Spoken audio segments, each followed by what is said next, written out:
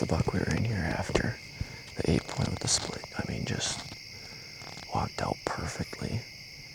And he was done. I mean, he ran up in the woods 30 yards. Oops.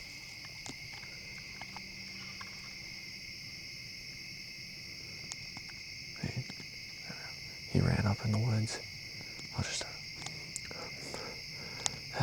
That's the 8-point we were in here after. Came in and did it perfectly. I mean, 15 yards at the most, and just, I mean, smoked him. And he's 30 yards and dead. In September, I think it's 17th, and we're tagged out once again. I mean, I can't thank the landowner enough, and just for letting me come out and do what I can with fruit plots and everything. And he did it absolutely perfect. But try giving my dad another call, otherwise I'm gonna run to the barn, get some lights, and get some better photos and footage for you guys.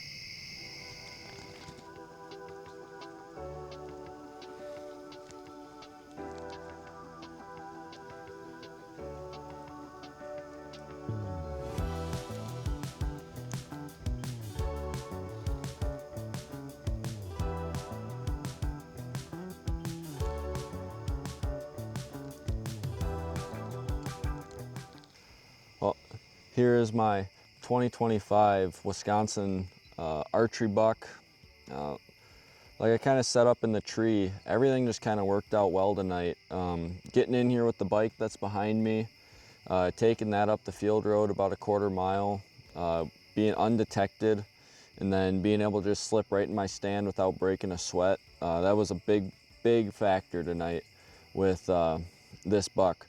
Then just how the night played out. I mean, it started out, it was 87 degrees when I got out here, and it was supposed to get down into the mid 70s by dark, and it definitely cooled off quite a bit tonight. Had deer all around me too. I had that first doe come out at about 5:30, and I wasn't in the stand more than 15 minutes, and she walked right behind me.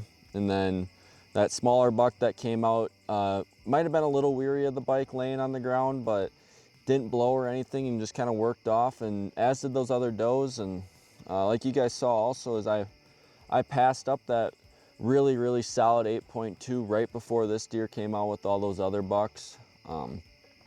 But like I said, I couldn't be any happier with this buck.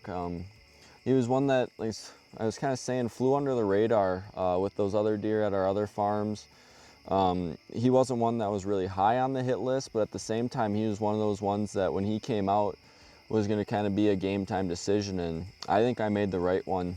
The character that he's got with these long brow tines, and even the split that he's got right here, I mean, just really pulls all the character together, and really is a great display of what awesome Wisconsin whitetail is. And then can't thank the landowner, my uncle, letting me come out here, and my family, my uncle, my mom, my dad, everyone who's out here with me right now. Come out here, we put stands up, we trim shooting lanes, putting this food plot in even this year.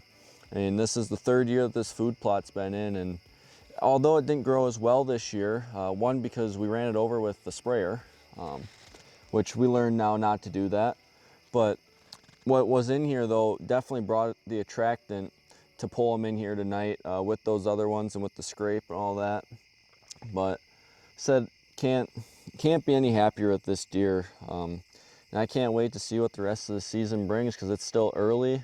I still got my North Dakota tag. I'm probably going to get a Minnesota tag as well, but we also got 3 more Archery Wisconsin tags to fill this year. So I'll kind of take the seat from being in front of the camera, and now I'll get to be behind the camera, and can't wait to see what the rest of this year brings.